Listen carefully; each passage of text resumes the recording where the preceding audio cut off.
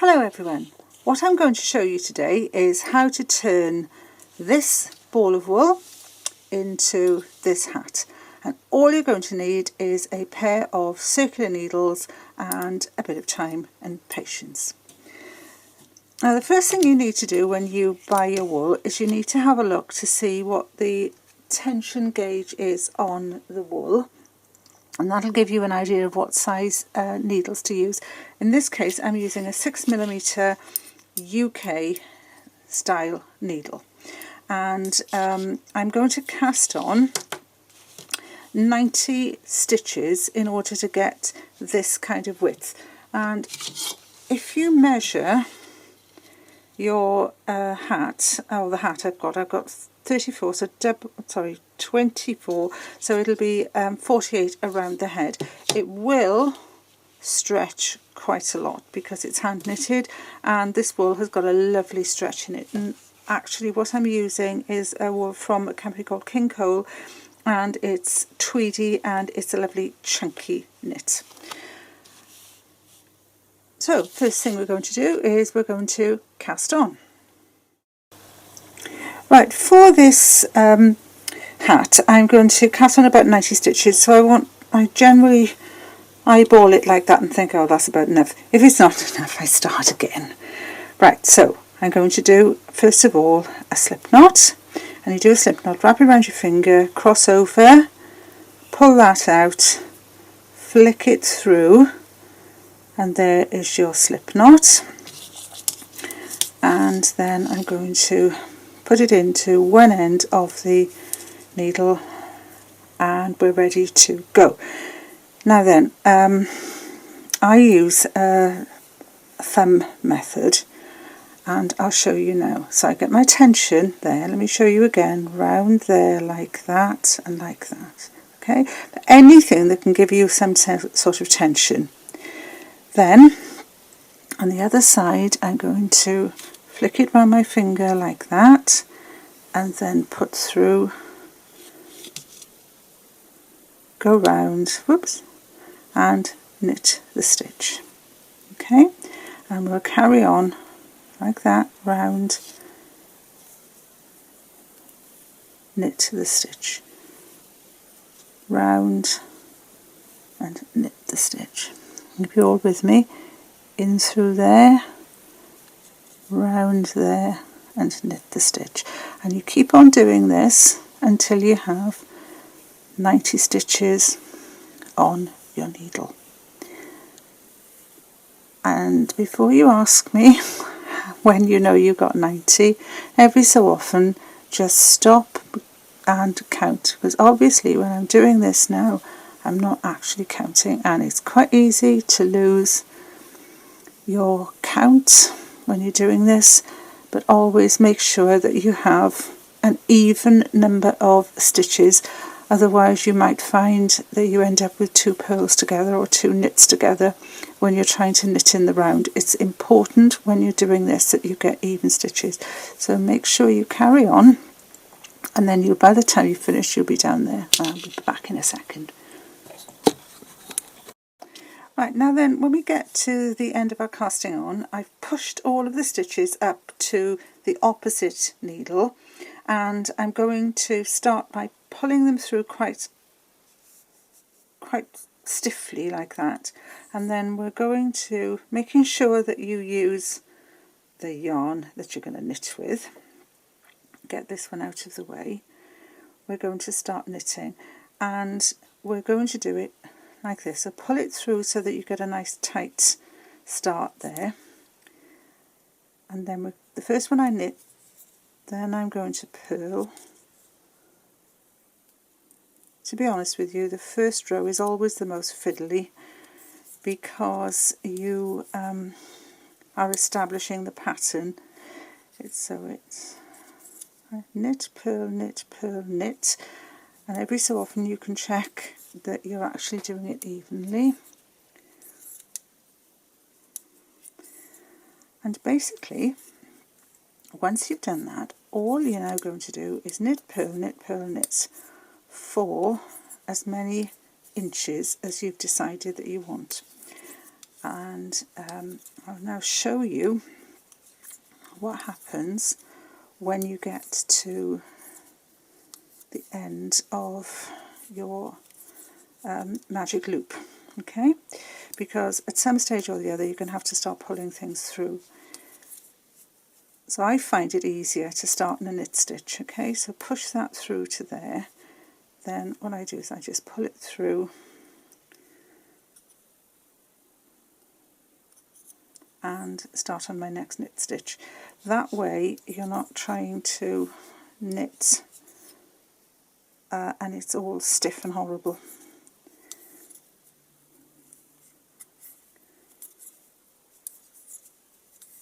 And I'll do a few more stitches and then I'll show you that again.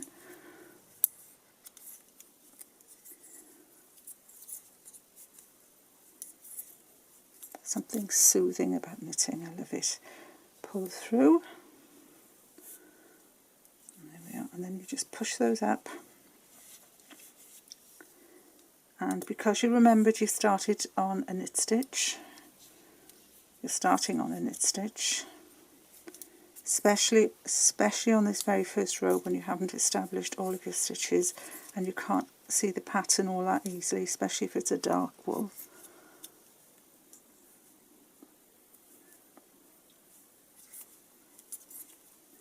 Okay, and that basically sets your pattern.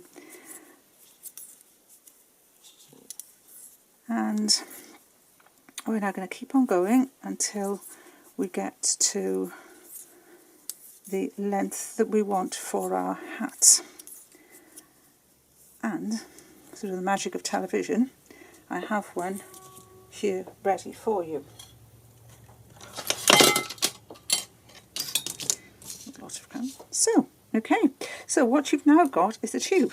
So I just kept on going until I decided that that was long enough.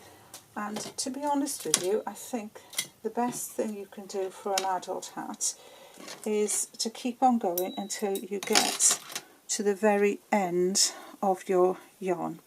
And so really for this one I could probably do another two or three rows, and that would give me a decent size hat. Okay, you look there. Look there, by the time that's pulled in it'll be about the same as that one. And if you want a measurement, if this helps you, then you're looking for about 24 centimetres. So if you remember when we started these, this one has got a lot more pull. It's knitted on a slightly tighter needle, so that's 21, but that will give you 24 centimetres approximately by the time I've added on those extra couple of rows. And then the next thing is very, very easy, because all I'm going to do is thread some yarn onto a bodkin, which is a large-eyed darning needle, and I'm going to go around and then I am just going to pull it tight, and that will give us our hat. And then you can, if you want to, turn the hat up and make it with a border. And that's the joy of this type of ribbed hat, is that you don't need to do anything else. You don't need to worry about the right side and the wrong side or anything else. You just keep on going until it's finished. So we'll come back and I'll show you how to thread the needle through that so that we can finish it off. Okay, so we've got to the end of our knitting. We've got a small amount of yarn left on the needle, and I've threaded it up with a fairly large needle, sometimes called a bodkin, and it's a blunt-ended needle, whatever. You can use metal ones if you like. I just happen to have one of these. And all we need to do now is take our stitches off the circular needle, and we do this by going in to each one.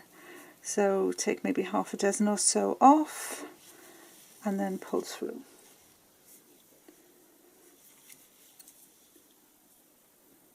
And I shall keep going until I get to the end, and then I'll show you what to do, because the finishing off of this is super simple. Nothing complicated, no casting off at all, while you're going around this, pull through there so your stitches all end up on the same side, and just keep going until you get to the end. Okay, I've arrived at the end, and that's where I started, this is where I finished, and all I need to do now is quite gently, to start off with, and then fairly firmly afterwards, push the stitches. Now you're going to end up with a fairly large hole because you've got a lot of stitches on this needle, and you can do two things. You can either go through again and tighten it up a lot more, or what I like to do is I just put a stitch here to go through a couple more to anchor it, because you certainly don't want a weak point on this at all.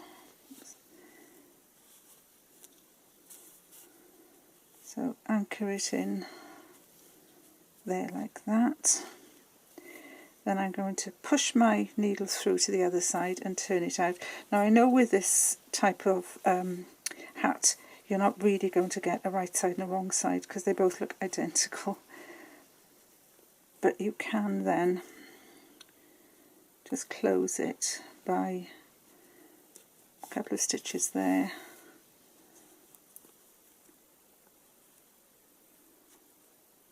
And close. Okay, you already see where the closing is coming. A couple of stitches there.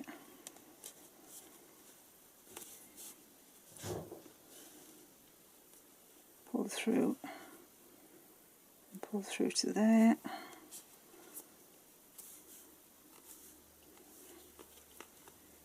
And if I turn this over now, you can see that you've closed your hole. Okay, now if you want to put a pom-pom on, now is the time. So you come through to this side with that stitch. Don't, whatever you do, don't take your stitch off. And you have a choice.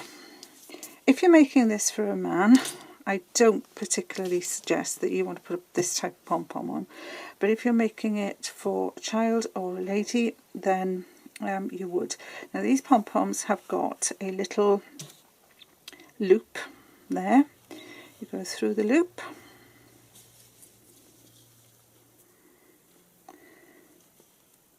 go in there, and you can see a hole still. Come out the other side and pull through. And then you go through this loop 2 or 3 times.